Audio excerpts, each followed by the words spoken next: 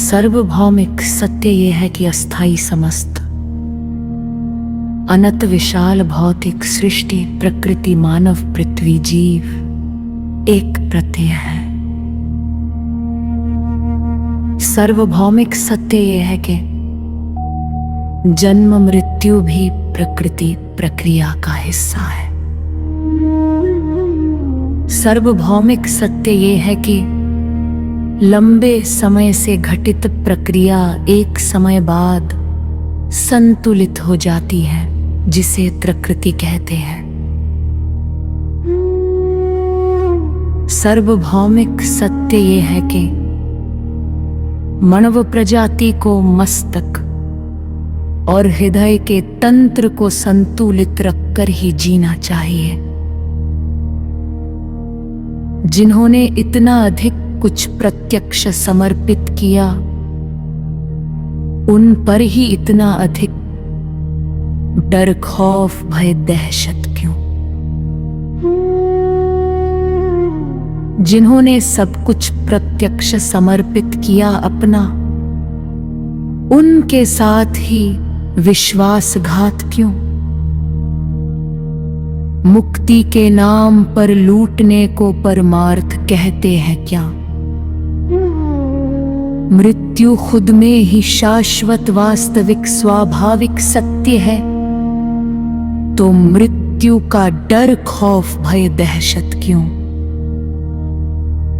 मरा वापिस आ नहीं सकता, जिंदा मर नहीं सकता, यह स्पष्ट करने के लिए तो मुक्ति धरना कल्पना नहीं तो क्या है?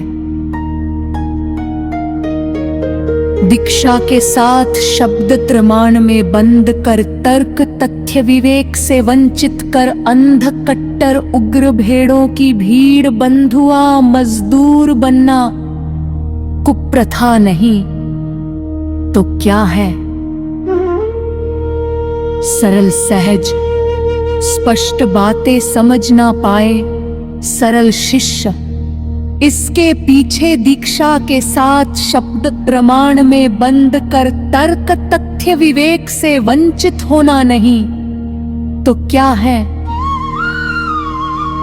भक्ति, मुक्ति, ध्यान, ज्ञान, प्रेम, आत्मा, परमात्मा, परमार्थ आयोजित ढोंग, पखंड, यंत्रों का ताना बाना, चक्रव्यूह रचा, छल कपट, धोखा, विश्वासघात नहीं तो क्या है?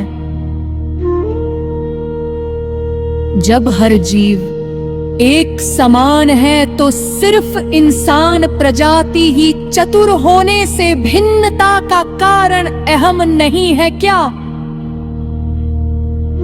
यदि सत्य प्रत्यक्ष है तो उसे किसी मध्यस्थ की आवश्यकता क्यों? यदि कोई मार्ग मुक्तिदायक है तो वह प्रश्न पूछने से क्यों डरता है? क्या श्रद्धा का अर्थ तर्क का त्याग है? क्या प्रेम भय के वातावरण में संभव है? यदि समर्पण स्वैच्छिक है तो उसमें डर और निष्कासन की व्यवस्था क्यों? क्या आध्यात्मिकता पारदर्शिता से बच सकती है? क्या सत्य को प्रमाण पत्र, पदवी या साम्राज्य की आवश्यकता होती है? यदि किसी संगठन का विस्तार धन और संख्या से मापा जाता है तो आंतरिक रूपांतरण कहाँ मापा जाता है? क्या अनुशासन और नियंत्रण एक ही चीज है? क्या गुरु की आलोचना करना अधर्म है या आत्मचिंतन का हिस्सा? यदि कोई मार्ग स्वतंत्रता देता है तो व्यक्ति उस मार्ग को छोड़ने में स्वतंत्र क्यों नहीं? यदि मृत्यु प्राकृतिक संतुलन है तो उससे जुड़ा भय किसने रचा? क्या मुक्ति भविष्य की घटना है या वर्तमान की चेतना? क्या किसी ने मृत्यु के बाद की अवस्था को प्रत्यक्ष प्रमाण सहित साझा किया है? क्या मुक्ति का आश्वासन मनोवैज्ञानिक सांत्वना भर है? क्या मृत्यु से डरकर जीना जीवन का अपमान नहीं? यदि जीवन 2 पलों का है तो वर्तमान का परित्याग क्यों? क्या दीक्षा का अर्थ विचार निरोध है? क्या शब्द प्रमाण विवेक से ऊपर हो सकता है? क्या प्रश्न पूछना विद्रोह है?